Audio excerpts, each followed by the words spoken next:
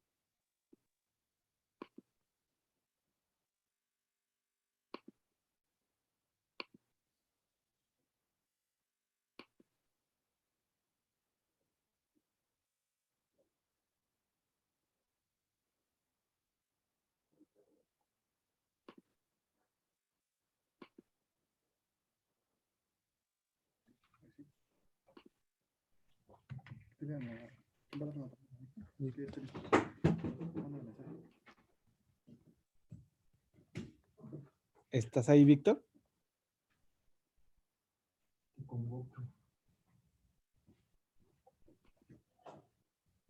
¿Está ahí en física, Víctor?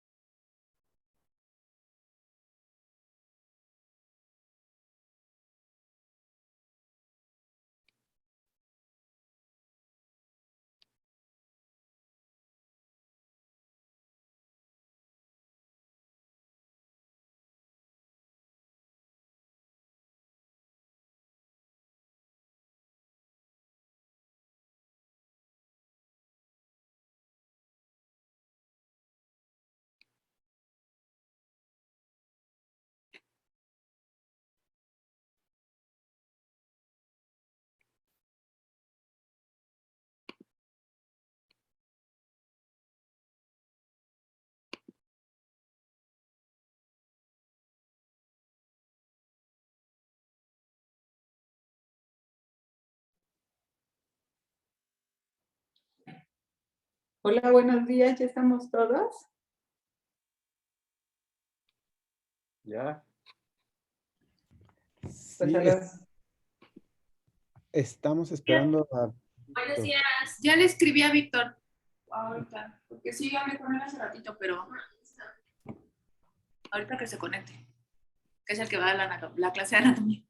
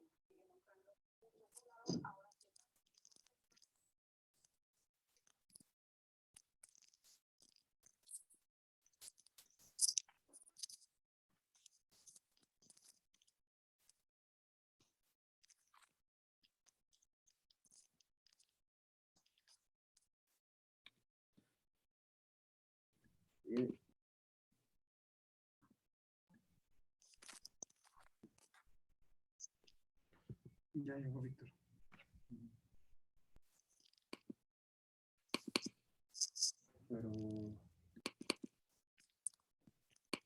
Pero cuando quieres como... ¿Ya estás ahí, Víctor? Ya, perdón, me confundí de horario. Pues cuando me digan, Ya. ay, pero se ve el de anatomía, o sea, para regresarle al principio, o así empezamos. Hola, doctor, Sí. buenos días. Ya.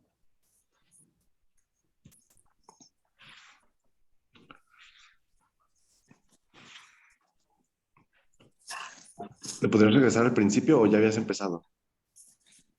No, es la primera. Es que me aparece otra cosa. Ah, ok, ya listo, perdón. Bueno, empezando el taller de hoy, vamos a hablar solamente de la anatomía del esófago rápidamente. Entonces, sabemos que es una estructura tubular de 25 centímetros y que se divide en en tres porciones. Una porción cervical, una porción torácica, que a su vez se subdivide en tres porciones, y una porción abdominal. En la porción torácica sabemos que la incidencia de tumores está menor, en 10%. En esófago medio, torácico medio, que es en donde tenemos mayor proporción los tumores con histología de carcinoma epidermoide, y en la histología baja, en el esófago bajo, en el 50% de los tumores. En cuanto también a la localización, que también nos ayuda a identificar, de acuerdo a las estructuras, sabemos que de acuerdo a las distancias que nos pueden dar desde la arcada dental, sabemos que el esófago empieza desde los 15 centímetros de la arcada dentaria, como está en la imagen, y que termina aproximadamente entre los 40 y 42 centímetros de acuerdo a la persona, ¿no? Al tamaño de la persona. Siguiente, por favor. Y luego, como sabemos también, les dije, bueno, este tiene tres estrechamientos anatómicos y uno que podría parecer que pudiera ser algún otro estrechamiento, que el bronco aórtico se divide en dos. Entonces, el primer estrechamiento que tenemos, que sea a nivel del músculo cricofaringio, que es al principio al inicio del esófago, que está más o menos a nivel de C6. El siguiente estrechamiento tiene dos partes. El primero es el callado aórtico, que está a nivel de T4, y más o menos lo consideran un mismo estrechamiento, que sería el bronquio principal de izquierdo, que está a nivel más o menos de T6. Entonces, entre T4 y T6 se considera un mismo estrechamiento de acuerdo a la JCC8. Y el último estrechamiento sería sería la unión gastroesofágica, que en realidad es un repliegue mucoso, ¿no? En comparación con el primer estrechamiento, que es un músculo propiamente dicho. Siguiente, por favor. Aquí en esta imagen les quise mostrar, ahí, me salí. Aquí en esta imagen lo que les quería mencionar es más o menos cómo se divide o sea, cómo también tiene su división de acuerdo también a la carina. Entonces también nos podemos ayudar desde la aparición, o sea, que el esófago torácico se divide desde la unión sternoclavicular hasta la división con la carina, ¿no? Entonces, nada más. Siguiente, por favor. En cuanto a la irrigación, rápidamente, sabemos que el esófago cervical está irrigado por toda la arteria tiroidea inferior, la arteria del úscula y la arteria esófago traqueal ascendente, el esófago torácico por la rama esofágica de la aorta directamente, y el esófago abdominal va a tener irrigación por la arteria gástrica izquierda y por la arteria esplénica, que son ramas del tronco celíaco, que es muy importante identificarlo tanto en los tumores de esófago como en los tumores gástricos. Siguiente, por favor.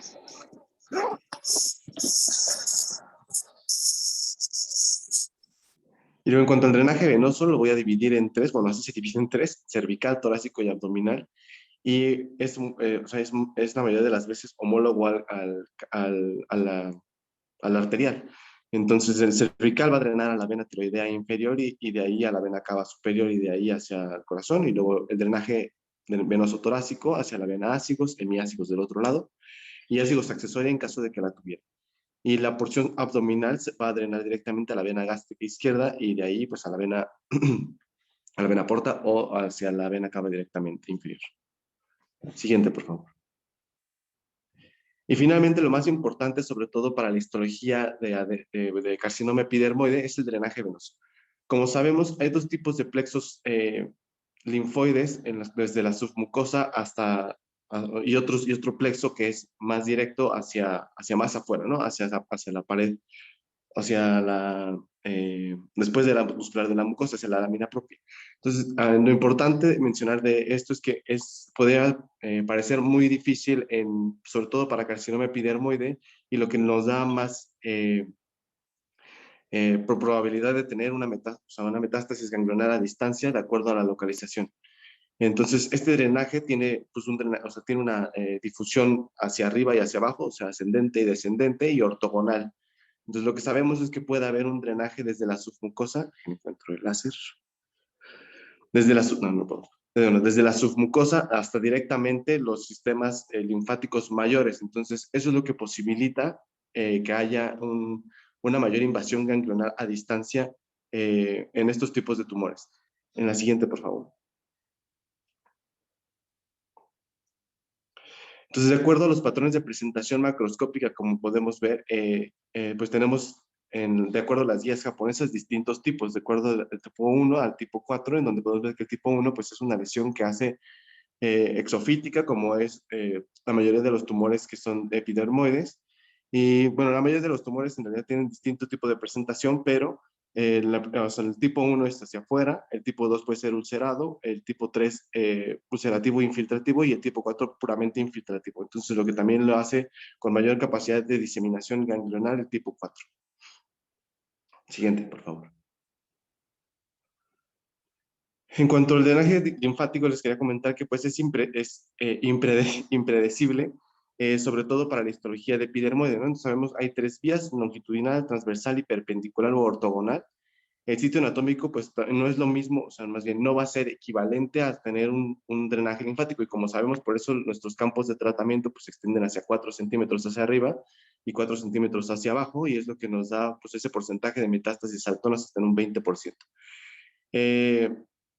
Como les decía, la red linfática se concentra en la submucosa, pero puede tener esa comunicación longitudinal directa hacia incluso hacia los drenajes principales. En cuanto a lo que podemos dividir de forma rápida, el drenaje linfático partiendo de la carina. Hacia arriba de la carina drenará al conducto torácico o hacia el tronco subclavio, y por debajo de la carina, pues hasta la cisterna de Kilo. Siguiente.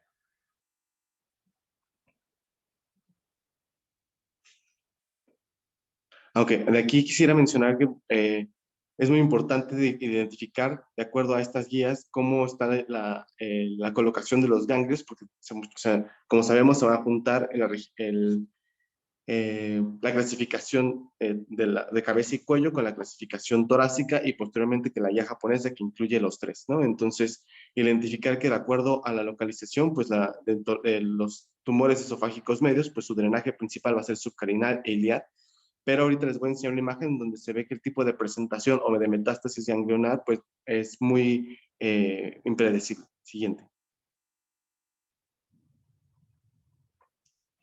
Entonces, como les decía, solamente hacia dónde se van y hacia dónde está localizado. Ay, se perdió un poco.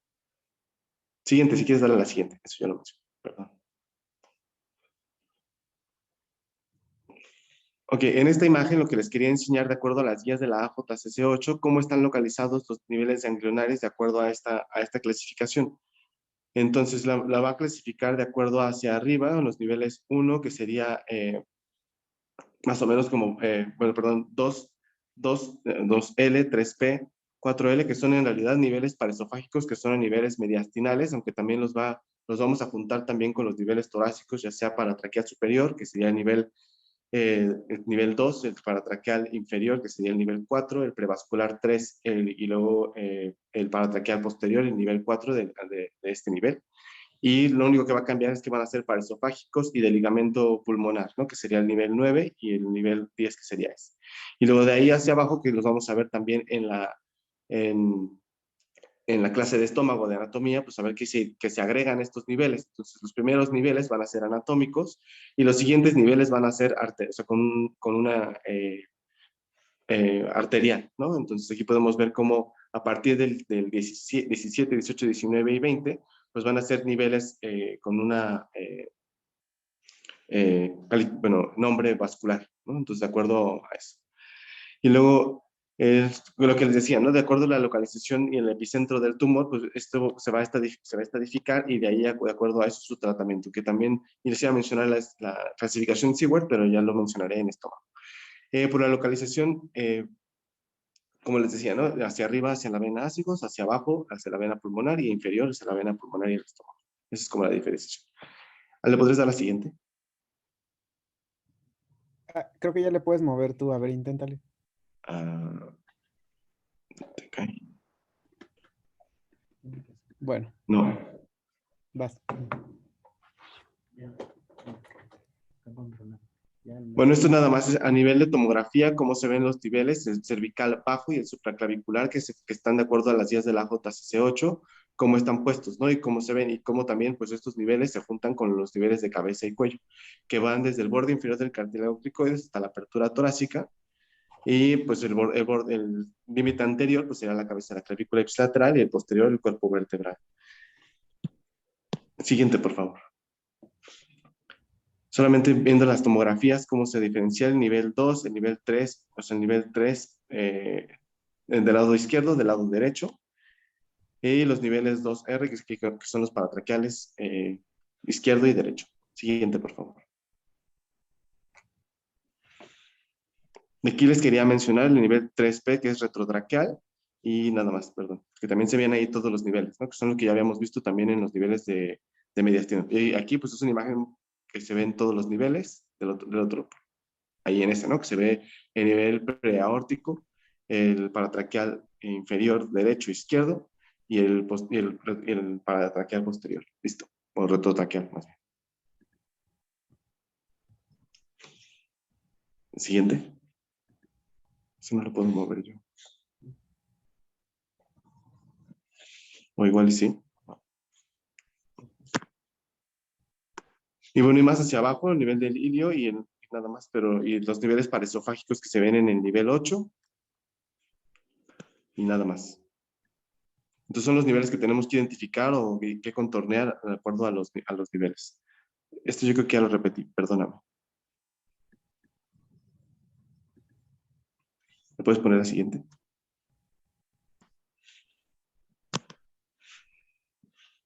Hay más o menos lo mismo, cómo se ven los niveles 6, cómo se ve de cabeza y cuello y cómo se van fusionando con los niveles pretraqueales y de los niveles, bueno, cómo se identifica el esófago. y los niveles paraesofágicos de alrededor, ¿no? Le puedes dar la que sigue, la que sigue, la que sigue, no es para enseñarles los últimos niveles. O sea, aquí se ven los niveles retrotraqueales, que son, igual ya los hemos visto, perdón, se me apuntaron varias diapositivas. ¿Le puedes dar la siguiente? Aquí es muy importante identificar la vena ácigos, cómo está en un nivel subcarinal, nivel 7, que ya lo habíamos visto, y paraesofágicos alrededor. ¿Le puedes dar la siguiente? Ok, en cuanto a la clasificación japonesa, que nada más voy a mencionar algunas cosas que lo terminé de mencionar en la clase de estómago, sabemos que en esta clasificación pues se lleva todo, ¿no? Desde los niveles cervicales hasta los niveles o sea, para pancreáticos. Entonces aquí solamente dividirlos de forma sencilla en cómo están de acuerdo a la localización del tumor, si es cervical, si es en esófago superior, medio o inferior, qué niveles tendríamos que identificar, y aquí es como se los puse más o menos, ¿no? Y cómo se tendrían que identificar a lo largo del tumor. ¿Le puedes poner la siguiente? Y que también se divide en grupos, ¿no? Entonces en el nivel cervical, que podemos ver que se dividen del 100 al 104, y pues nada más identificarlos como los ganglios que son cervicales, submandibular, cervical peritraqueal, y de ahí pues del 102 que serían los cervicales profundos, y 103 para faringio, y el 104 que serían los niveles supraclaviculares. Y luego de ahí para abajo vamos a tener distintos números en donde se identifican a partir del 105 al 112, y con distinta localización, la mayoría de ellos paraesofágicos, o sea, paraesofágicos, identificando también niveles, igual 107, subcarinal, que más o menos nos podemos ayudar de las otras guías de la JCC8, en donde pues, el 7 pues, es lo mismo que el 107. Y los identificando de acuerdo a eso, ¿no? Entonces, de aquí al 110, igual son paraesofágicos, 111 supradiafragmáticos, 112 posteriores al mediastino. Y nada, bueno, y pues nada más. Siguiente, por favor. Y luego en esta imagen les quería mencionar cómo el patrón de metástasis por localización puede llegar a variar de acuerdo a la localización del tumor en cuanto al porcentaje de tumores. Entonces, en los tumores que son de esófago superior, pues podemos ver que tienen o sea, un ascenso hacia los niveles supraclaviculares, y de acuerdo a la guía japonesa, pues justo hacia los niveles 101, 102 y 100, de acuerdo, o sea, en mayor proporción, incluso mayor al 15%. En caso de que fuera de esófago medio, pues se va a ir a su nivel subcarinal en el 107, 108, que es paraesofágico, pero también si pueden ver, se va hacia los niveles gástricos subdiafragmáticos, ¿no? Y hacia arriba, hacia los niveles cervicales, en proporciones altas, ¿no? Hasta en un 15%. Y finalmente, los tumores de esófago, pues la mayoría de su drenaje es subdiafragmático hacia los niveles perigástricos, incluyendo arteriales, como el del tronco celíaco, el de la gástrica izquierda y el esplénico. Listo, le podrías poner la siguiente. Y luego, en cuanto a la disección ganglionar que se debe de hacer, aquí les quise poner en esta imagen de acuerdo a las guías de la JCC8, qué niveles ganglionarios se deben de identificar, ¿no? Desde los del ligamento arterial, desde el ligamento pulmonar, los paraesofágicos, subcarinales y parailiares, que igual esos también los tienen que identificar para decidir sí o no retirarlos. Conociendo también pues, la inervación del plexo vago, bueno, del nervio vago, de cómo se localiza uno anterior y uno posterior. El del lado derecho recorre el esófago de forma anterior y el izquierdo de forma posterior hasta llegar hacia subdiafragmático y inervar también esa área hacia el plexo solar. Y del otro lado, o sea, es una visión derecha y una visión izquierda en donde se puede identificar pues distintos tipos de disecciones, ¿no? Y nada más. Y luego aquí en cortes axiales, cómo se identifica en algunas cosas, sobre todo desde los niveles vasculares y nada más. ¿Le puedes dar a la siguiente? O sea, sus relaciones. Solamente les quise mencionar cómo se ve una esofagitis de forma infecciosa y cómo se ve una esofagitis asociada a radioterapia, en donde se puede llegar a ver, o sea, identificar un cambio, sobre todo en cómo se ve la densidad en la tomografía, ¿no? Entonces aquí podemos ver que está engrosado completamente la pared del esófago, y en cuanto si fuera una esofagitis que no fuera infecciosa, como es la siguiente imagen, en donde se puede ver que tiene un engrosamiento en la mucosa intermedias, o sea, se va a formar como un halo. Entonces, es una forma de identificar por tomografía una esofagitis infecciosa versus una esofagitis por radiación, en donde se llega a tener una inflamación más de la submucosa y de otras cosas que de la mucosa propiamente dicha. ¿Le puedes dar a la siguiente? Y luego, en cuanto a la estratificación, de acuerdo no al tamaño del tumor, sino aquí este se clasifica de acuerdo, como muchos tumores gastrointestinales, de acuerdo a la invasión pues hacia la profundidad, ¿no? Entonces tenemos desde T1, que sería la invasión hacia la lámina propia, T1B, la submucosa, T3 hacia la adventicia y T4 sus estructuras adyacentes, que en este caso se divide en T4A, con invasión hacia la pleura, pericardio, diafragma y peritoneo, y el T4B, que ya identificamos una hacia adentro, hacia la aorta, cuerpo vertebral. En cuanto a la N, es igual que el estómago, en donde N1 es 1 a 2 ganglios positivos, N2 3 a 6 y N3 mayor a 7 ganglios regionales. Y finalmente, esta es una imagen para ver cómo lo podemos diferenciar de acuerdo a la profundidad de las capas, y que esto correlaciona también con qué tanta incidencia de invasión ganglionar podemos tener, que se los puse en la siguiente imagen. ¿Te puedes dar a la siguiente? Entonces, de acuerdo al nivel ganglionar, nuestra posibilidad no, perdóname, la siguiente. De acuerdo a esto queda igual de cómo quedan los estudios clínicos, de acuerdo a la T, de acuerdo al al nivel de afección ganglionar. Entonces, los estadios clínicos pueden cambiar a partir de T2 y N3 empieza a ser 3A, 3B, T1, N3B. Siguiente, por favor. Siguiente. Y aquí lo que les decía, ¿no? De acuerdo a la afección ganglionar y de acuerdo al estadio clínico, la supervivencia va a ir cambiando a 5 años. Teniendo en estadios clínicos tempranos a 95% y estados tardíos, o sea, en etapas clínicas 4, o sea, 8%. Listo.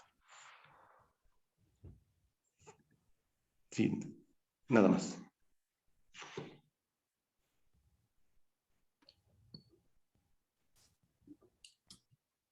Muy bien, bueno, ya vamos a empezar con la presentación del caso clínico.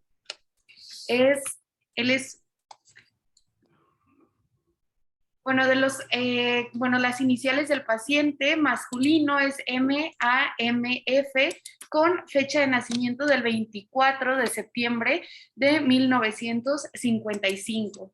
Él tiene, dentro de los antecedentes heredofamiliares oncológicos, una hermana con diagnóstico de carcinoma epidermoide de cervix únicamente. Fuera de eso, ningún otro antecedente. Dentro de los personales no patológicos, él es originario de Tlaxcala y es residente actualmente del Estado de México. Tiene escolaridad primaria completa, es campesino y como religión es católico. Dentro de los antecedentes personales patológicos es alérgico al diclofenaco, alérgico al ibuprofeno. Dentro de los quirúrgicos cuenta con antecedente de plastía inguinal del lado derecho en el año 2001, sin antecedentes crónico-degenerativos, sin antecedentes transfusionales, al interrogatorio, tabaquismo y alcoholismo negados.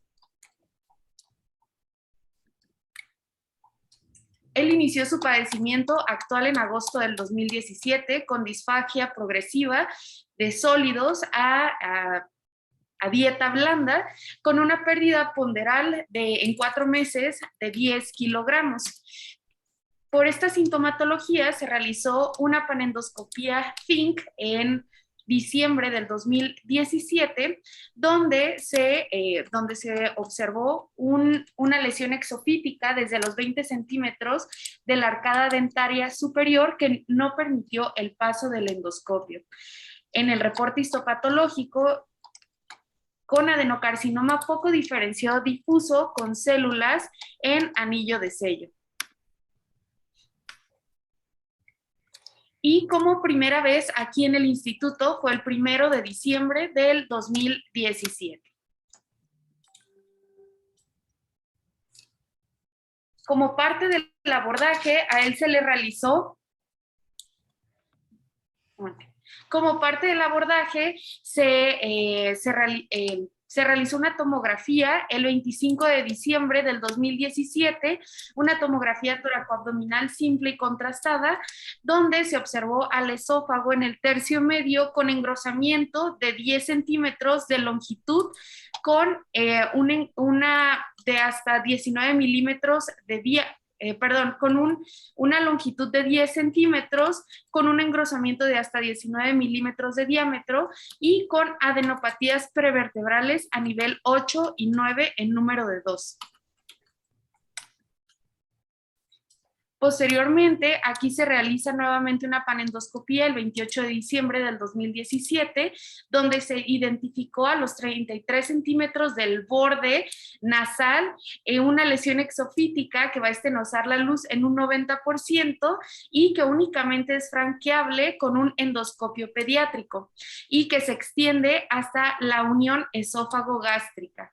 En el reporte histopatológico con adenocarcinoma poco diferenciado, grado 3, difuso en células en anillo de sello con permeación linfovascular. Se sesiona el caso en el 8 de enero del 2018 en la unidad funcional de gastroenterología, donde se integra el diagnóstico de un adenocarcinoma de esófago torácico inferior que se extiende hacia torácico medio, T3N1M0, un adenocarcinoma localmente avanzado, por lo que se decidió manejo con quimio-radioterapia neoadyuvante. Con nosotros, como primera vez, llegó el 18 de enero del 2018 y, ahí candidato a tratamiento, se propuso 50.4 grays en 25 fracciones y el peso inicial muy importante de 73 kilogramos. Tengan cuidado con lo que anotan. 50.4 en 25 sesiones no corresponde. No, es 50.4 en 28, perdón, doctor. Sí, pero lo que recibió fue 50 en 25, ¿no? No, sí recibió 50.4 en 28, se dieron 45 en 25 y posteriormente se dieron 5.4 en 3.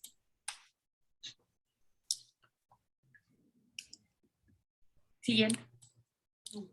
Posteriormente recibió e inició el tratamiento sistémico del 18 de enero del 2018 al 4 de abril del 2018, se dio cisplatino con 5 FU por 4 ciclos. Y en el 1 de marzo del 2018 al 25 de abril del 2018 recibió radioterapia externa 45 en 25 fracciones y posteriormente del 3 de mayo del 2018 al 6 de mayo recibió el boost de 5.4 grays en 3 fracciones. Se vio en la última consulta el 6 de mayo del 2018 con una buena tolerancia al tratamiento, únicamente refiriendo tos productiva de forma intermitente.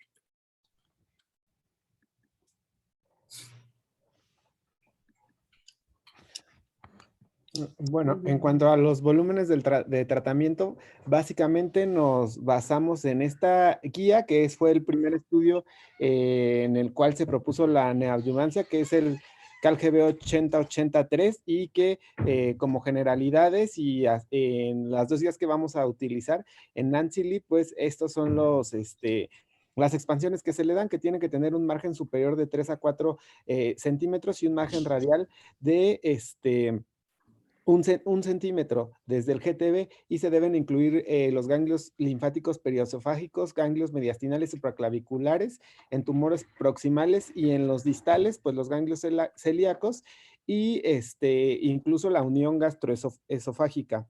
Y esto por lo que ya vimos en la clase de anatomía con Víctor, de la disposición del drenaje linfático y que pues carece de submucosa y pues puede tener metástasis saltonas. Entonces por eso es mayor el margen longitudinal de 3 a 4 centímetros. Entonces el borde proximal se tiene que iniciar justo como les decía, de 3 a 4 centímetros por arriba del borde proximal del GTB, de donde se ve nuestra enfermedad, y 1 centímetro por encima de cualquier ganglio periosofágico que esté afectado. De hecho, para tumores que están muy proximales, el borde superior no debe excederse por arriba del nivel del cartílago cricoides, que pues aquí ya se va a dividir al esófago en tercio superior, medio y inferior, y pues van a tener distintas especificaciones de acuerdo a la mayor carga tumoral que haya. Y pues recordemos que nuestro paciente pues fue un esófago distal, entonces hay que poner atención en todos los detalles del esófago distal. En el borde distal tiene que tener un margen de 3 a 4 centímetros del borde proximal de GTB orientado a lo largo de la mucosa esofágica, y el esófago distal, o si es la principal carga tumoral del esófago distal o de la unión gastroesofágica, debemos de dar por lo menos un margen de 2 centímetros a la mucosa gástrica clínicamente no afectada. Pero si, por ejemplo, esto es muy importante que ya lo hemos visto en la clase de evidencias, dependiendo del tipo de quimioterapia que le den, si es carboplatino con paclitaxel, que es el estudio CROSS, o si es el CAL-GB, que es PF, vamos a utilizar dosis diferentes de 45, mayor de 45 Grays a 50.4, y si es CAL-GB, pues vamos a utilizar más de 45 Grays, entonces con 2 centímetros que agarremos del estómago es suficiente. Pero si utilizamos carboplatino paclitaxel, que utilizamos 41.4 Grays, entonces debemos de meter hasta 4 centímetros o más, porque pues la dosis es menor. Entonces aquí es pues importante recalcar esto del borde distal, y sobre todo porque nuestros pacientes es alguien que utilizamos con borde distal, pero pues nos fuimos a la dosis de 50.4, entonces el límite ahorita que lo vayamos a ver en la tomografía va a ser de 2 centímetros únicamente. En general, pues tenemos que agarrar 1 centímetro desde la pared esofágica, pues para agarrar todos los ganglios linfáticos periesofágicos, y aquí unas limitaciones que debemos de poner bastante atención, que hay que limitar a 0.5 centímetros el tejido cardíaco, o sea, nada más vamos a agarrar el pericardio, el hígado, que también está muy cerca, y sobre todo en los del tercio inferior. Hay que limitarlo a 0.5 centímetros, y los cuerpos vertebrales sí se pueden excluir. Pero algo muy importante para el PTB pues es el movimiento. Hay que expandir el CTB entre 0.5 y 1 centímetro, pero todo esto hay que tener en consideración las pautas del movimiento que tengamos en cada centro. Para los tumores que involucran esófago distal, que es el caso de nuestro paciente, si el movimiento respiratorio supera 1 centímetro, pues hay que usar técnicas altamente conformadas como IMRT y control respiratorio. Y aparte de control respiratorio, hay que verificar las imágenes, pues ya sea con Portal o con Convincity. Algo también importante que debemos de considerar es las variaciones en el llenado gástrico, ya que una indicación que podemos tener es que de 2 a 3 horas antes de la simulación de cada tratamiento, los pacientes los debemos de mantener vía oral para que pues estas variaciones se dan. O otra cosa que nos recalcan es que si tratamos a los pacientes algunas horas después de que coman, y que este tiempo sea siempre el mismo, pues también se puede disminuir esta variación de llenado intrafracción. Entonces, en Nancy Lee, pues ya como resumen, para el esófago distal, pues son las mismas indicaciones que en todos los protocolos, que es lo que ya vimos, de 3, bueno, aquí suben 1 centímetro, de 3 a 5 centímetros, longitudinal y radial de 0.5 a 1 centímetro. Entonces, aquí en gastro, pues siempre tenemos que tomar en cuenta, pues todos los estudios que tengamos, y esto, pues, para fines de contorneo se divide en esófago superior y en esófago inferior. Estos son los órganos de riesgo que debemos de incluir sí o sí. En el caso del paciente, pues el corazón, hígado, estómago, duodeno y los riñones bilaterales, además de la médula espinal. Aquí viene que tenemos que tener en cuenta todos los estudios que le realizamos a nuestro paciente para juntar toda la información e incluso fusionar el PET para que podamos contornear el volumen de forma más adecuada. Y no hay consenso todavía en cuanto a la cobertura ganglionar electiva. Entonces, pues ya juntando todo, pues la panendoscopía que se le hizo aquí en el INCAN, en el FINC, dice que el tumor estaba a 20 centímetros de la arcada dentaria, y aquí tomaron como tal el borde nasal y estaba a 33 centímetros. No tiene PED inicial, pero la enfermedad macroscópica estaba muy, muy clara. Entonces, pues era bastante claro hacer el volumen. Aquí están pues los ganglios que se tienen que incluir tanto en el esófago superior como en inferior, y aquí pues en el inferior son los ganglios linfáticos periosofágicos, pero eso ahorita lo vamos a ver en el CTV ganglionar. Y esto, muy importante, por lo general se puede aplicar un margen de CTV de 0.0 centímetros cuando se utilice la guía de imagen de kilovoltaje. Entonces, pues si nos vamos al Trubin, pues podemos expandirlo a 0.5 centímetros, pero si utilizamos, o al IX, en caso de que se hubiera el Convincity, pero si utilizamos Unique 2 y hacemos un BMAT, pues utilizamos Portal, ya no sería con kilovoltaje, y pues deberíamos hacer la expansión hasta 1 centímetro por el movimiento. Y aquí ya nada más de todo lo que hablamos, aquí ya se ve cómo está la enfermedad macroscópica. Tenemos que medir aquí desde el borde nasal hasta, porque bueno, así decía la endoscopía, del borde nasal, pero igual pueden reportarlo como la arcada dentaria, medir hasta dónde llega el límite inferior, que ellos decían 33 centímetros, y pues la verdad sí quedaba justo en donde se veía que acababa la enfermedad macroscópica. Este es un corte de dónde es la última, que incluso invadía algo del estómago, pero en el CTV, pues ahí vamos a ver que le pusimos los 2 centímetros del estómago sano, y pues aquí una vista coronal. Aquí está el CTV, en el cual del GTV, el borde proximal, se debe dar una expansión de hasta 4 centímetros, y de acá abajo lo que les mencionaba de 2 centímetros, en caso de que no usemos movimiento respiratorio, que pues sabemos que aquí no utilizamos movimiento respiratorio, pero nos adecuamos de acuerdo a lo que dicen las guías. Y pues vean aquí cómo también, en otros cortes más adelante, se va a ver, aquí, este es el último corte, cómo agarramos algo de tejido sano del estómago, y acá cómo respetamos el pericardio, y bueno, agarramos el pericardio, perdón, y en el CTV editamos el corazón, ya que las dosis de es algo que dicen las guías que hay que tenerlo en cuenta. Aquí cómo agarramos un poco más del estómago, respetamos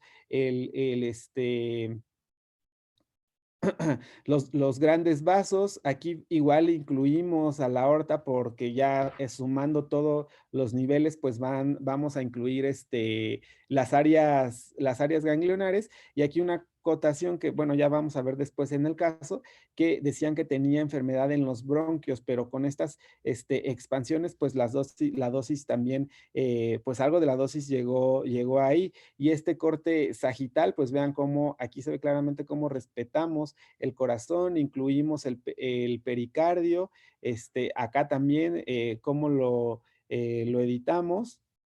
En cuanto al PTV, pues ese no se tiene que editar, y pues el margen es de 0.5 a 1. Este paciente se trató en el Trubin, entonces con la verificación con Vincity, pues sí podemos dejarlo solamente a 0.5 centímetros, y así es como queda el volumen en total. Este es pues un corte coronal, este es un corte sagital, y cómo está relacionado con las demás estructuras de riesgo. Aquí, como ven, pues no se edita el hueso, está solo el PTV, esta es la enfermedad macroscópica, el CTV con las expansiones que son más longitudinales que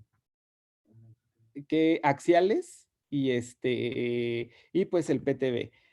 ¿Cómo está? Aquí igual, como no editamos el PTV, incluso se mete un poco al corazón, pero editando el CTV, pues se pueden cumplir muy bien las dosis de restricción. El hígado también, como lo editamos del CTV, y en el PTV, pues se incluye solamente un poco.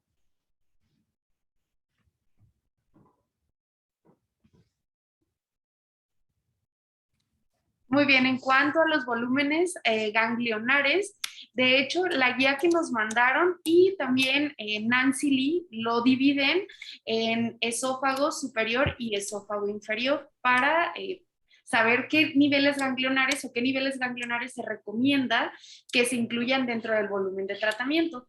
Se va a dividir por encima de la cabina en esófago superior, incluso el esófago cervical, y por debajo de la carina el esófago, incluyendo la unión esófago-gástrica. En el esófago superior, lo que recomiendan que se tiene que incluir son los ganglios periesofágicos, los mediastinales y los supraclaviculares. Y en el esófago inferior se recomiendan igual los periesofágicos, los mediastinales, que ahorita vamos a hablar un poquito más de ellos de acuerdo a la guía que nos enviaron, la guía de Wu, y los perigástricos, que serían los de la curvatura menor, y los celíacos. Siguiente, por favor. De acuerdo a la guía de Wu, en el esófago superior se recomienda que se incluyan los supraclaviculares, que como sabemos van a ser los homólogos de los niveles 4 de cabeza y cuello. Igual se recomienda que se incluya toda la tráquea y con ella también se incluyan los niveles 2 y 4 mediastinales que corresponden a los paratraqueales superiores, paratraqueales inferiores, y también que se incluyan los niveles 3, que serían los prevasculares, y los retrotraqueales se recomienda que se incluyan por encima del arco aórtico. Siguiente. Aquí podemos observar un corte representativo de los niveles 4 de cabeza y cuello, en donde se inician por debajo del cricoides, como siguen en su borde anterior, lateral, siguen al esternocleidomastoideo y llegan hacia la parte posterior, acercándose al cuerpo vertebral. Siguiente. Aquí ya vamos a ver fusionados, como fue el CTB, se hizo una fusión de los niveles 3, los 2R, los 2L y los 3P. Siguiente. Igual aquí ya continuando con los niveles mediastinales, así es como se tiene que seguir. Aquí vemos el límite del 3A, del 3P, y que el límite sería por encima del arco aórtico. Y en el corte sagital podemos observar la extensión que tendría nuestro volumen de tratamiento, que sería el CTB únicamente ganglionar. Siguiente. Y nada más para hacer una representación, así es como lo muestran las guías de Nancy Lee, como si se tienen que incluir en el esófago superior los niveles 4, que son los homólogos de cabeza y cuello, los 2, los 4, los 3, de acuerdo a la IASCL, y también los paraesofágicos. Continuamos.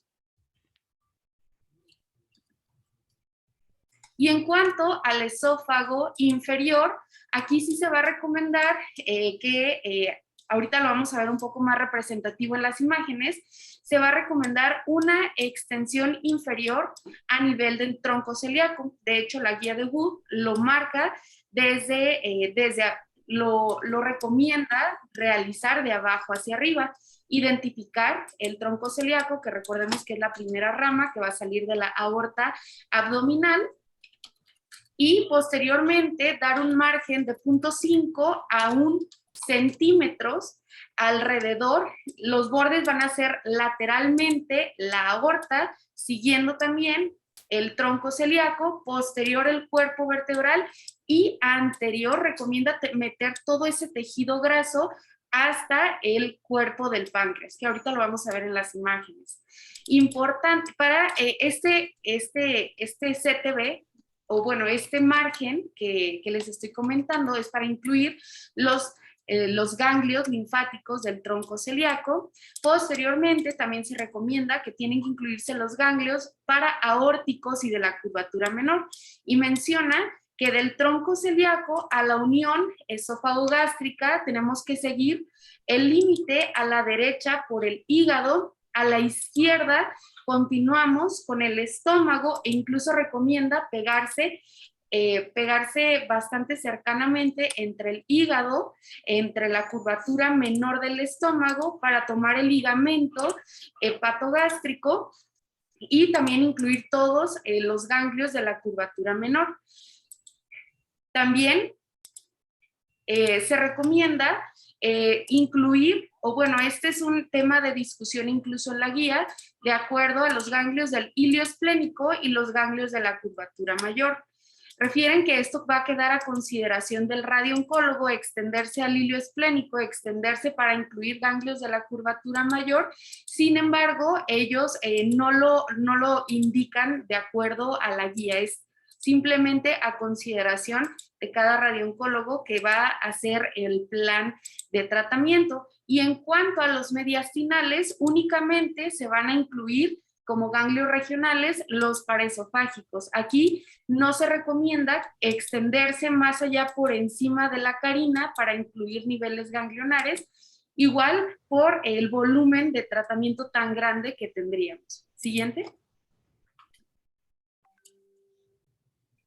Aquí, bueno, es el corte inicial que tendríamos a nivel de los ganglios paraesofágicos. Se recomienda que extenderse completamente alrededor del esófago, evitando pulmón, evitando corazón y la aorta inicialmente, y también el cuerpo vertebral. Siguiente. Aquí ya podemos observar cómo, continuando con la unión esófago-gástrica, ya puedo moverle. Podemos continuar con la unión esófago, se continúa la unión esófago-gástrica, y aquí es donde ya nos vamos a adherir bastante entre, ¿no? Ya nos vamos a adherir entre el hígado y la unión esófago-gástrica y el inicio de la curvatura menor. Igual, aquí vamos a continuar con el 0.5 a 1 centímetros en los bordes laterales de la aorta, y aquí, al menos en este volumen, sí incluimos el ilio esplénico.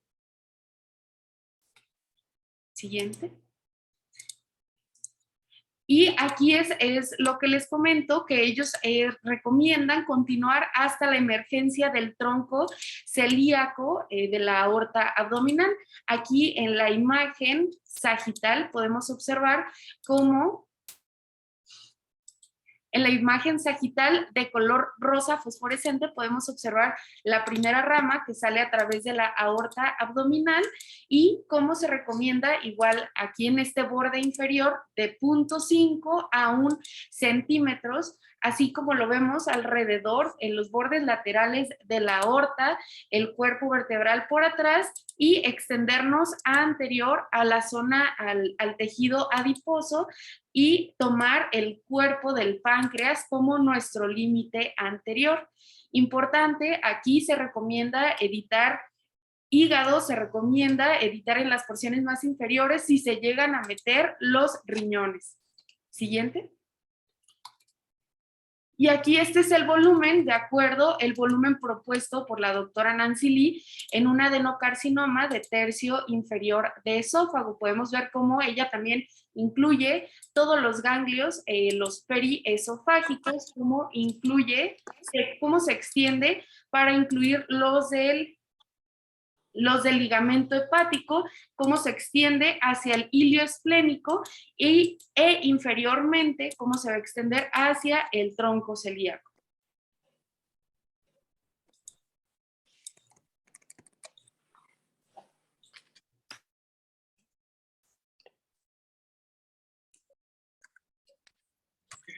Hola, buenos días para todos.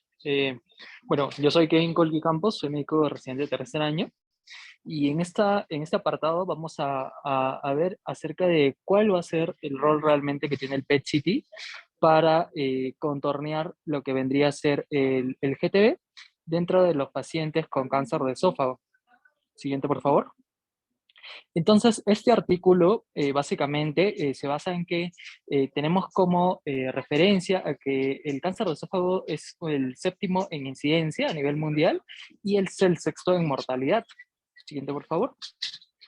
Entonces, dentro de este manejo, muchas técnicas modernas actuales referidas a radioterapia van a ser importantes para poder tener un buen control tumoral básicamente, el cual va a depender de una cuantificación precisa de la variación tumoral, ya que sabemos que el esófago no es un órgano estático, sino que tiene movimiento, tiene peristaltismo, y asimismo, bueno, debemos de identificar de manera completa todo el tejido tumoral subyacente.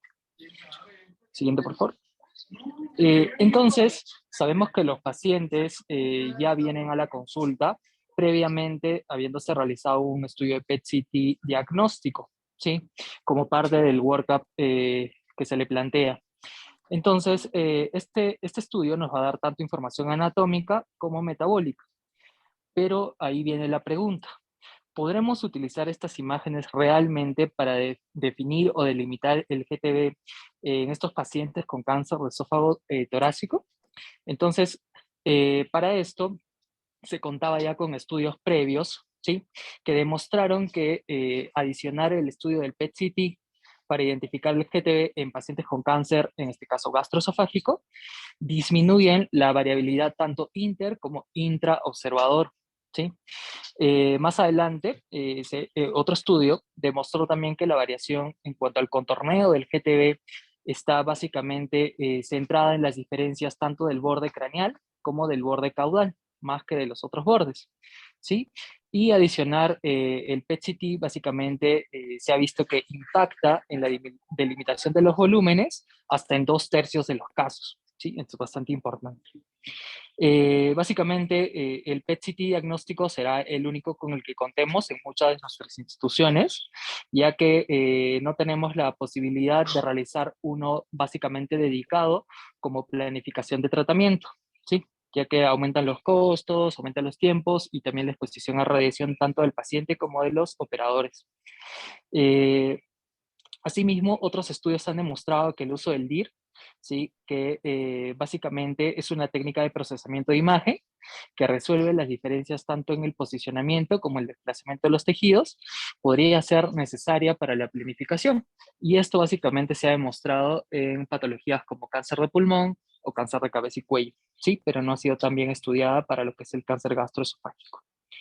Entonces, este estudio básicamente quiere evaluar qué diferencias hay entre contornear el GTB solamente con la tomografía y de repente haciendo una fusión cognitiva con el PET-CT versus contornearlo utilizando esta técnica de DIR, ¿sí? Básicamente derivada tanto de la tomografía de planificación como del estudio de PET-CT en estos pacientes con cáncer de esófago.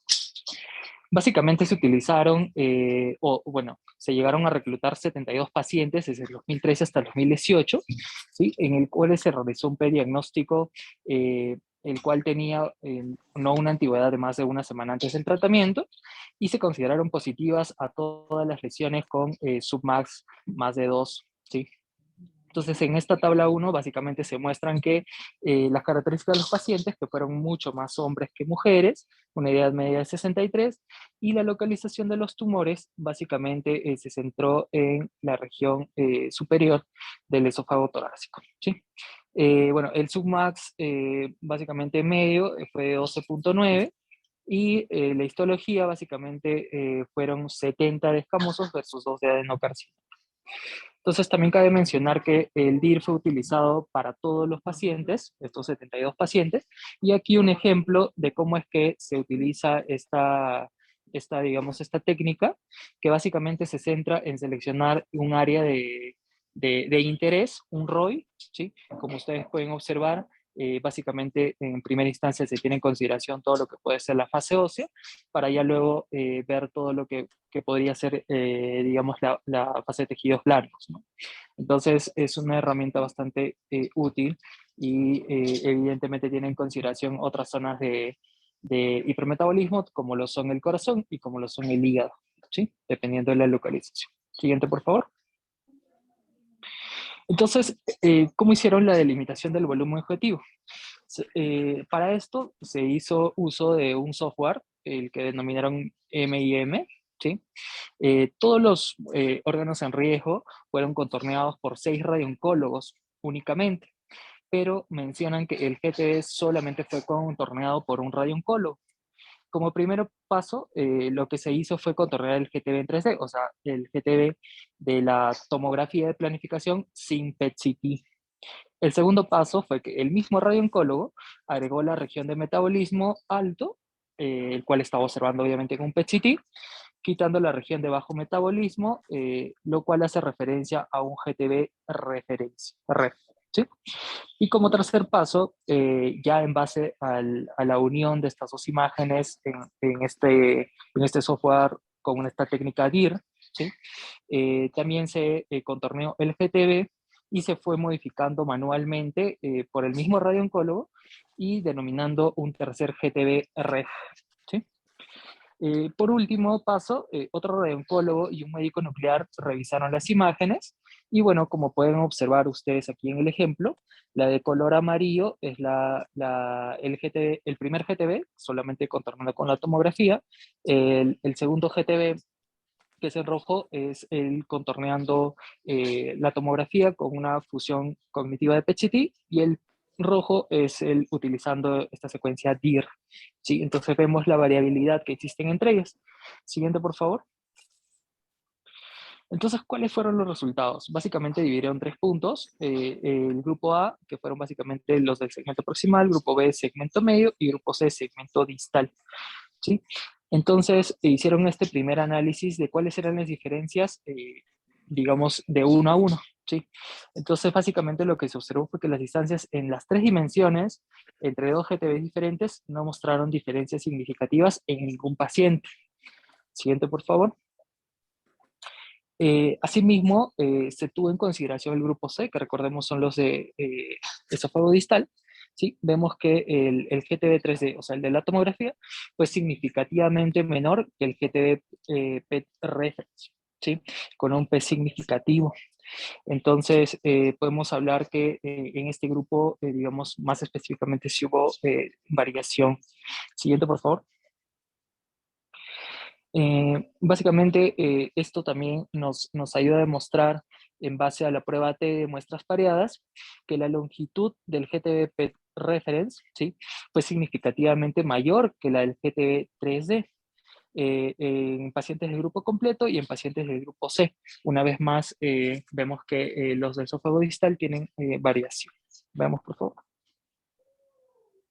Bueno, entonces, ¿en qué se centra la discusión que ellos hacen básicamente de los resultados de este estudio? Básicamente que primero, la radioterapia de precisión guiada por PET-CT es ampliamente aceptada y se ha visto en muchas patologías. Es urgente utilizar el PET-CT diagnóstico para definir el GTV, al ser tanto eficiente, económico y simple, porque ya los pacientes usualmente tienen este estudio como estadiaje. El usar el PET-CT con la tomografía de planificación, básicamente usando el registro de imágenes rígidas, RIR, no se puede utilizar clínicamente, ¿sí? Ya que los cambios podrían ser bastante significativos en cuanto a la posición y la anatomía del paciente. Recordemos que los estudios PET son tomados en diferentes condiciones a las tomografías de simulación que tenemos. Y bueno, básicamente la herramienta DIR, ¿sí?, ya que estima las relaciones no uniformes y no lineales, básicamente podrían tener un mejor acercamiento a lo que vendría a ser algo más real, ¿no? Siguiente, por favor. Los pacientes con cáncer de esófago distal mostraron una variación máxima en relación a la dirección AP, ¿sí? Que fue lo que demostraron. Y bueno, la magnitud del movimiento fue mayor en los tumores tanto de la región distal, que fueron los del grupo C, para los tumores superiores y medios, tanto debemos recordar que hay peristatismo, hay respiración y también hay movimiento involuntario, ¿sí? Utilizar el GTV reference, ¿sí?, podría aumentar tanto irradiar regiones o tejidos normales e inclusive podemos dejar cantidad de tejido tumoral no irradiado. Entonces debemos de tener mucha consideración con esto. Básicamente la variabilidad de observador es inevitable, ¿sí?, que para la limitación del GTV esofágico, incluso usando el PET-CT, ¿sí? Y digamos, un mea culpa que ellos hacen es que no se ha verificado este contorneo de un solo radiooncólogo respecto a los otros 5 que restaban. Solamente un médico nuclear y otro radiólogo habían revisado, pero digamos, no ha sido validado por otros 5 observadores, ¿no? Entonces, de repente ese fue el punto más débil de esta revisión. Siguiente, por favor. Y bueno, como conclusión, básicamente no hay diferencia significativa entre los GTBs contorneados tanto en tomografía, referenciando el PET-CT, y el GTB contorneado en la imagen deformada de IR, ¿sí? Derivada de esta planificación, excepto solamente para cáncer de esófago distal, ¿sí? El PET-CT se puede utilizar para optimizar la definición del volumen objetivo en cáncer de esófago, ¿sí? Y bueno, básicamente en ausencia de planificación de imágenes PET-CT, es factible delinear solamente el GTB con referencia a la imagen del PET-CT diagnóstico, que es lo que bueno, se está recomendando. Y evidentemente se requieren ampliar los estudios respecto a la aplicación del registro de imágenes tomable DIR para cáncer de esófago, contrariamente a lo que sí ya está demostrado en cáncer de pulmón, cáncer de cabeza y cuello. Sí.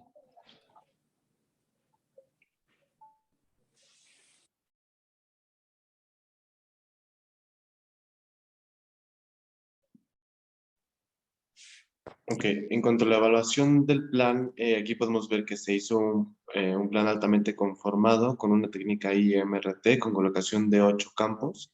¿Te podrías dar a la siguiente, por favor? Con colocación de 8 campos, y lo que podríamos ver es que no están puestos de forma en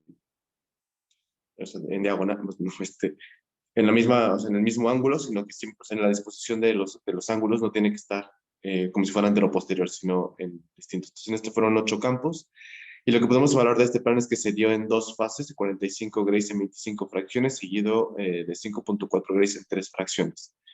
¿Le puedes dar a la siguiente? En cuanto a la cobertura del plan, se dio la dosis del 95% o sea, el 95% de la dosis, que eran 47.88 grays, cubrió el 99% del PTB, y para la dosis del 100%, que eran 50.4 grays, cubrió el 95% del PTB.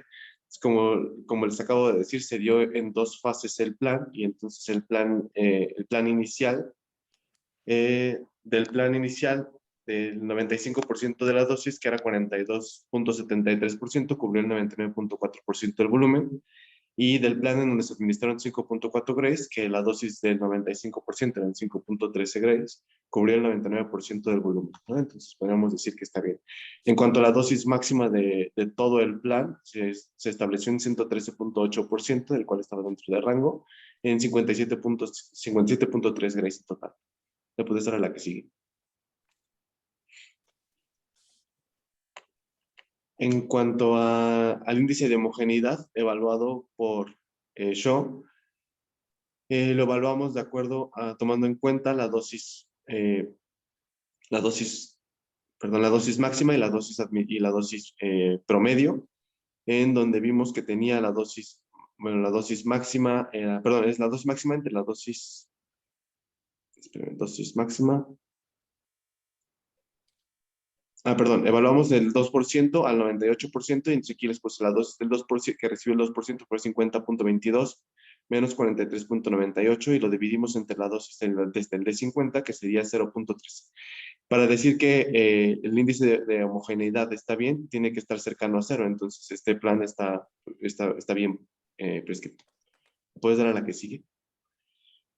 En cuanto al índice de conformidad, evaluamos primero que nada la Dmax entre la dosis prescrita, y está en 1.1, y de acuerdo a Shaw igual, identificamos, la puedes dar, perdón, la que sigue. Es que no sé por qué me parece. No, es que me aparecía otra, perdóname. ¿Le puedes dar a la previa? Ya, ahora sí, ya. En el índice de conformidad evaluamos la dosis el volumen. Hicimos un nuevo volumen donde vemos el volumen de isodosis de referencia entre el volumen del PTB. Y de acuerdo a eso, evaluando los 2 volúmenes, que de acuerdo eran 740 entre 734, y pues era cercano a 1. Y con esto podemos decir que el índice de conformidad pues también, o sea que está bien conformada la dosis. Y finalmente, en cuanto a la prescripción en cuanto a los órganos de riesgo, evaluados por dos tipos de guías, esta es la guía de la NSCN, y también la evaluamos con las guías de Nancy Lee, y aquí les puse a un lado cómo deben de estar las restricciones de nuestro plan. Para el corazón evaluamos el B20, o sea, evaluamos la dosis media, y entonces para la NSCN la dosis media tiene que estar menor a 30 grays. En el plan que se administró se quedó en 26 grays. En cuanto a la médula espinal, pues estas guías marcan una dosis máxima de 45 grays, y en nuestro plan la dosis máxima llegó a 38.6 grays. En el hígado se evalúa dosis media de 25 grays, y nuestro plan quedó en 10.9 grays. El intestino se evaluó dosis máxima de 54 grays, y en el plan se administraron 17 grays solamente. En el estómago la dosis que se ocupó fueron dosis media, que era menor a 45, y nosotros tuvimos una dosis media de 32 grays. Y en cuanto al riñón izquierdo y el riñón derecho, en realidad ninguno de los dos parecía meterse en el plan, y se quedó con una dosis media de 1.1 grays y de 0.8 grays para el riñón izquierdo y derecho respectivamente. Y finalmente la prescripción. Bueno, estas son las guías de Nancy Lee, en donde podemos ver más o menos que están más o menos parecidos a las guías de la NSCN. Y nada más, solamente, sí. Y en cuanto a la prescripción del plan, pues aquí como les puse en la primera fase, 45 grays en 25 fracciones al PTB. La segunda fase, 5.4 grays en 3 fracciones al GTB, con una dosis total de 50.4 grays en 28 fracciones. Y nada, se bloqueó esto. Y pues nada más, así quedó, ¿no? 180, o sea, con un fraccionamiento convencional de 180.000 centigrays, 25 y 3 fracciones, y la dosis total prescrita fueron de 50.4 grays. Y eso sería todo.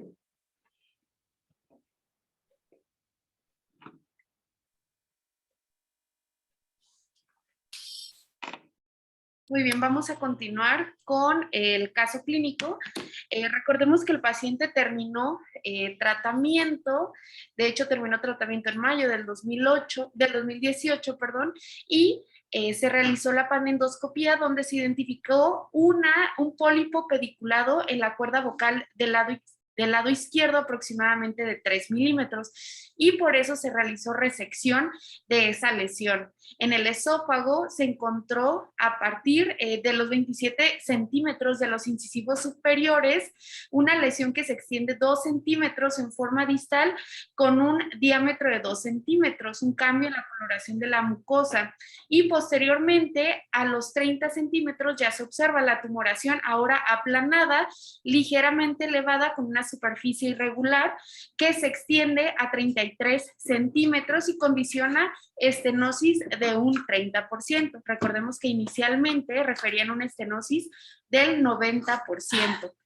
Se toma biopsia de esta lesión, se tomó el reporte histopatológico del pólipo pediculado fue únicamente inflamación crónica, y el reporte histopatológico de la biopsia tomado del tumor de esófago se reportó con necrosis e inflamación aguda intensa. Siguiente. Posteriormente, se realizó una TAC toracoabdominal simple y contrastada el 7 de junio del 2018, y en esta tomografía se observó nuevamente el engrosamiento difuso de la pared del esófago en tercio medio, tercio distal, de hasta 15 milímetros, y con respecto al estudio previo, al hacer la comparación, se observó una discreta disminución. Sin embargo, algo diferente a lo que había reportado en la primera tomografía es que en esta mencionan que la lesión se encuentra en íntimo contacto con la pared posterior del bronquio principal del lado izquierdo. Igual se continúan viendo adenopatías paraesofágicas de 12 milímetros, que recordemos que previamente eran de 8 a 9 milímetros. El 30 de mayo lo valoran en la consulta de gastrocirugía, donde consideran al paciente candidato a tratamiento quirúrgico, y por el hallazgo de encontrar a la lesión completamente adyacente al bronquio principal del lado izquierdo, solicitan una broncoscopía. Posteriormente tiene consulta con nosotros y, bueno, tolerando la vía oral a sólidos y líquidos y con un peso de 75 kilogramos. Siguiente. Esta es la imagen de la broncoscopía, donde se tomó biopsia, o más bien se tomó un cepillado de la lesión que se puede observar ahí adyacente al bronquio. De hecho, lo que mencionan en el reporte de la broncoscopía es que en el bronquio intermedio, porque en los bronquios principales no se observó nada, sin embargo, en el bronquio intermedio sí se observó algo y se hizo un cepillado. Sin embargo, mandan este cepillado a reporte histopatológico y en el reporte sí, en la biopsia sin material histológico. Siguiente, por favor. Se complementa todos los estudios con un PET-CT del 27 de agosto, donde se observan nuevamente los ganglios paraesofágicos en la tomografía reportados de 12 milímetros, actualmente de 8 milímetros, con un submax de 3.3. Igual se continúa viendo el esófago con el engrosamiento nodular concéntrico del tercio medio y distal de hasta 15 milímetros con un submax de 4.1, y a nivel del tercio medio reportan compromiso de la luz de la carina del lado izquierdo con extensión hacia el bronquio principal. Sin embargo, nunca se reporta que lo esté invadiendo. Siguiente.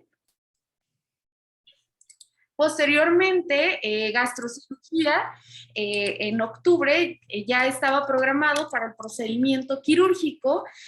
Deciden realizar, porque recordemos que el PET previo fue de agosto, deciden realizarle un nuevo PET-CT en esa hospitalización por duda en cuanto a la lesión o a la lesión que se encontraba adyacente al bronquio izquierdo, y deciden cancelar el procedimiento quirúrgico y enviar a EBUS.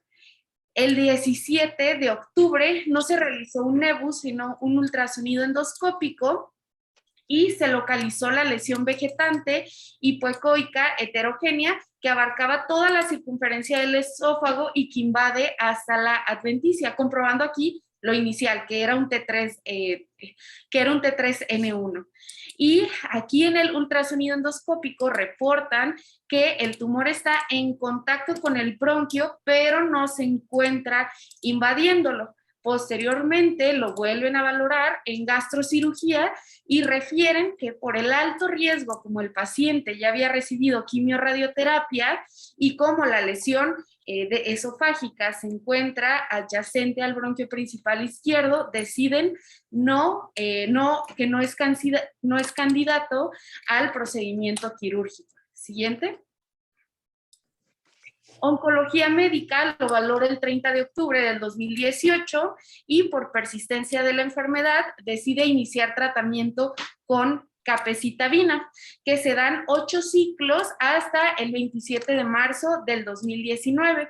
Se solicita un PET-CT nuevamente el 2 de abril del 2019, donde se ven los ganglios paraesofágicos de hasta 8.7 milímetros, y hasta al hacer la comparación, pues se ve que sí incrementaron ligeramente de tamaño, ligeramente del submax de 8.7 que miden en abril de 2019, previamente medían 6 milímetros, y el submax actual de 3.9, previo de 2.8.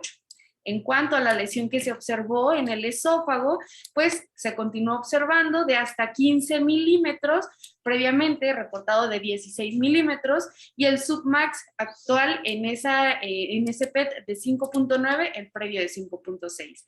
Y lo dictan como una enfermedad estable. Se decidió nuevamente mandar al paciente a EBUS porque no habían podido realizarlo. Se manda por parte de neumología y se manda al Instituto Nacional de Enfermedades Respiratorias.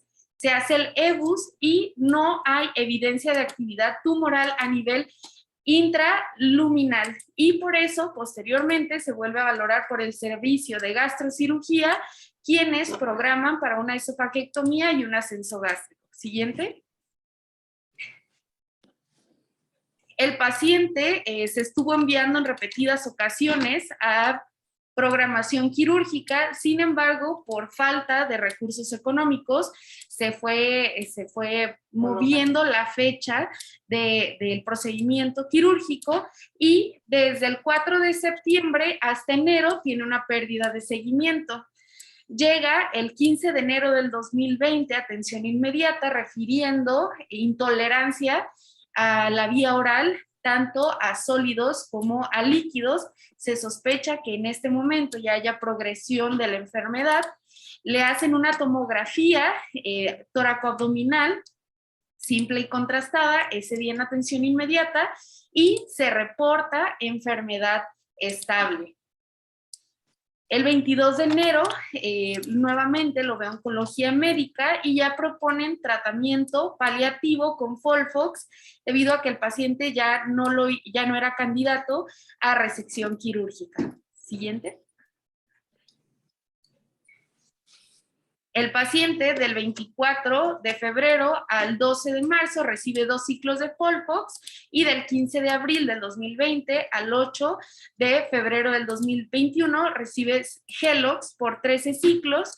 Le realizan una panendoscopía el 30 de marzo, donde se observa una estenosis a los 27 centímetros de los incisivos superiores, una estenosis que se encuentra ulcerada del 70%, que es franqueable desde los 28 centímetros de los incisivos. Y en la siguiente, por favor, ya le piden estudios de extensión. El 19 de mayo del 2021 le piden un PET, donde se siguen reportando los ganglios mediastinales de 13 milímetros. Persiste el engrosamiento a nivel del esófago en tercio medio, tercio distal, que llega a la unión esófago-gástrica, y el submax de 5.9, el previo igual de 5.9.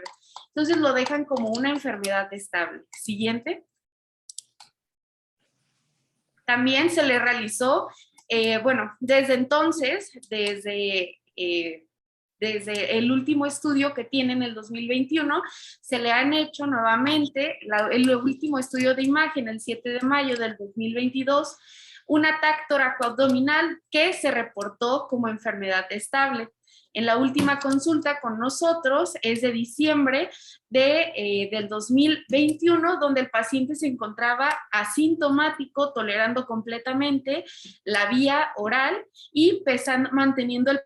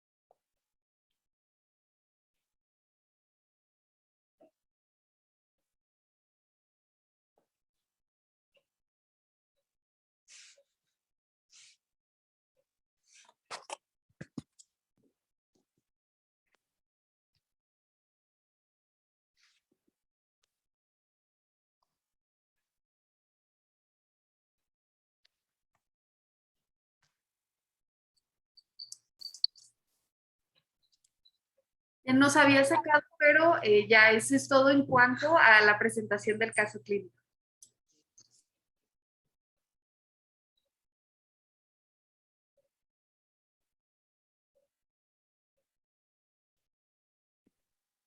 Doctora Trejo, ¿gusta coordinar la sesión? Sí, gracias, Mayro. Perdón, ¿me puedes permitir un minutito que me están llamando? Perdón.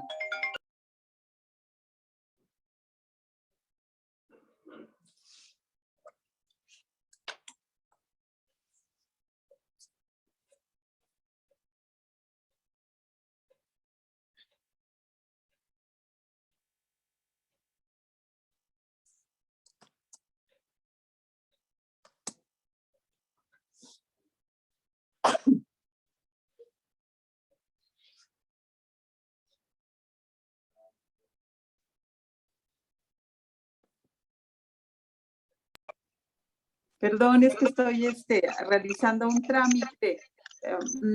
Yo nada más una pregunta. En la parte donde el paciente estuvo recibiendo el tratamiento y que tenía casi obstruido el esófago, ¿requirió de sonda o cómo se alimentó durante esta parte? Sí, le pusieron sonda.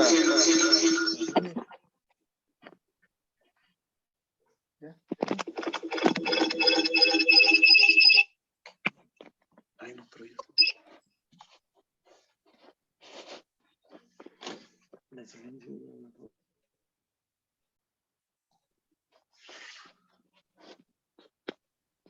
Bueno. Creo que tengo... ¿Sí? Ah, sí, doctora, le pusieron sonda. ¿Y Desde se el la principio. retiraron cuándo? No está en las notas cuando se la quitaron, pero en el último, o sea, acabó la radioterapia y después de que acabó la radioterapia tiene una endoscopía donde ya disminuyó del 90 hasta el 30%, Ana Laura. Sí, 30%. Hasta el 30% la luz, y me imagino que en esa endoscopía fue que se la quitaron porque las fotos que enseñó pues ya no tenía la sonda. Allá.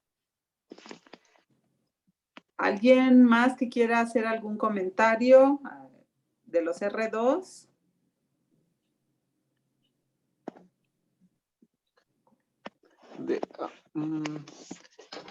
Quería yo nada más, como decir que está como interesante el caso, pues nada más tenemos como de evidencia de neoadyuvancia el estudio CROSS, que si bien, o sea, casi no metió a pacientes con carcinoma escamoso, la mayoría fue adenocarcinoma, pues como que falta hacer como más estudios para ver como todos estos detalles del paciente, ¿no? Lo primero es de la cirugía, que generalmente ahí en ese estudio pues se tiene que realizar de las clásicas 4 a 6 semanas, pero pues si vemos este paciente, bueno, también está la incógnita de si los pacientes responden y qué tanto responden, si hay algunos que se benefician de no operarlos y qué pacientes se benefician de operarlos, y pues este paciente duró muchísimo tiempo, ahora sí que sin tratamiento hasta que le dieron pues la quimioterapia, pero siempre estuvo con enfermedad estable. Entonces ahí cabría definir de qué pacientes pues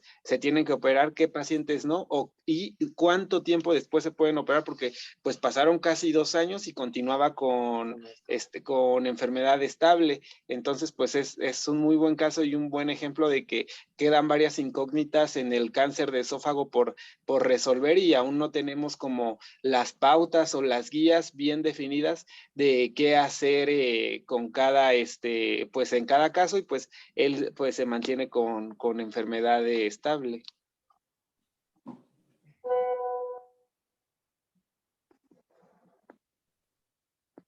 ¿Alguien más de los R3? ¿Algún comentario? Pues solo considerar también que todo gastrointestinal, específicamente esófago y estómago, como ya hemos visto, existen muchos estudios donde comparten ciertos tumores. Hay estudios de esófago que comparten pacientes con tumores gástricos y estudios gástricos que comparten del tercio inferior. Entonces, básicamente también es una de las principales oportunidades actualmente donde pues tenemos más tecnología para poder definir de dónde proviene el origen tumoral, y probablemente esto cambie los resultados a futuro. Por el momento no hay estudios que se estén enfocando únicamente en definir esto. Tal vez el único es el top tier que vimos en gástrico, que solamente están utilizando pacientes de origen gástrico, pero también en la parte esofágica, sobre todo en tercio distal, creo que es un área de oportunidad para una línea de investigación. Y como dice Eric, también hay muchas incógnitas todavía. De todos modos, el tratamiento con quimio-radio sigue ofreciendo muy buenos resultados, como ya lo vimos.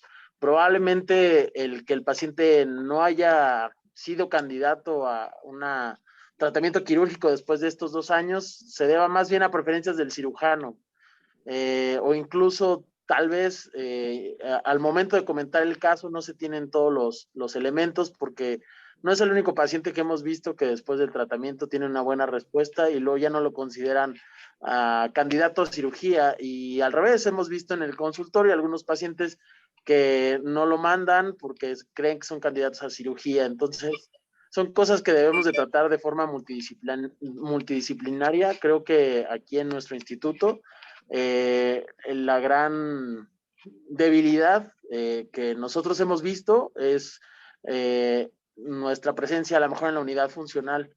Creo que ahí hay muchos pacientes que se benefician, incluso la gran mayoría de los pacientes de primera vez de tumores del consultorio son pues tratamientos hemostáticos prácticamente profilácticos, ¿no? Entonces creo que concientizar a otros especialistas sobre nuestro papel y tomar una decisión entre todos creo que puede ayudar más a los pacientes. Yo sí quiero mencionar algo con respecto a lo que decías, o sea, el hecho de que el paciente no se haya operado. Sí hay algunos estudios, la mayoría son cortes, no, creo que no es un ensayo clínico, esto es una corte en donde se evaluó el tratamiento inicial en pacientes que eran potencialmente resecables, la cirugía, y compararon con la quimio-radio con intención definitiva, y sin embargo la dieron a dosis de 50.4 grays la radio. Y sí se obtienen resultados adecuados, es decir, y la prueba es ese paciente que continúa con enfermedad estable, a pesar de que no haya sido operado. O sea, la quimio-radio definitiva, pues, si bien no es estándar de tratamiento, mucho menos en enfermedad localmente avanzada, pues sí tiene buenos resultados si no se lleva a cirugía a los pacientes. Y creo que este es un claro ejemplo de que los pacientes pueden tener buenos desenlaces oncológicos a pesar de que no se lleven a cirugía. Un comentario final. Adelante, doctora Sandy. Sí, bueno, básicamente, más que del caso en general de cáncer de esófago, pues considerar que son dos enfermedades clínico-patológicas diferentes, el adenocarcinoma, el epidermoide, y que cada uno pues va a tener sus diferentes respuestas al tratamiento quirúrgico, al tratamiento con quimioradioterapia, aparte pues la estratificación, y que pues en ese escenario de dar radioterapia pues tenemos que tener la consideración al momento de la simulación, desde con lo que contemos, si podemos hacer contrastadas si es tratamiento definitivo, dar el contraste oral que sé que en la tarde con el doctor Hinojosa lo hacíamos o lo siguen haciendo, que también es útil para identificar el inicio y el final del tumor aproximadamente. Y pues el papel también del PET, como lo mencionaban, ¿no? Igual que en pulmón, pues mientras menos tiempo entre el PET y la simulación y el inicio del tratamiento, pues va a ser más certero la definición del volumen. Y las técnicas pues de inmovilización, desde las que tenemos colchón, algunas otras también disponibles, y hasta las más nuevas que son seguimiento en tiempo real con tomografía 4D, ¿no? Entonces todo eso lo tenemos que considerar siempre que vayamos a tratar a un paciente, además de todos los comentarios que ya mencionaron, ¿no? Ese sería mi comentario.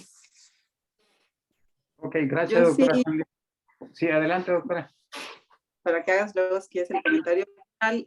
Sí comentar algunos detalles con respecto a las cosas que estaba mencionando también Sandy.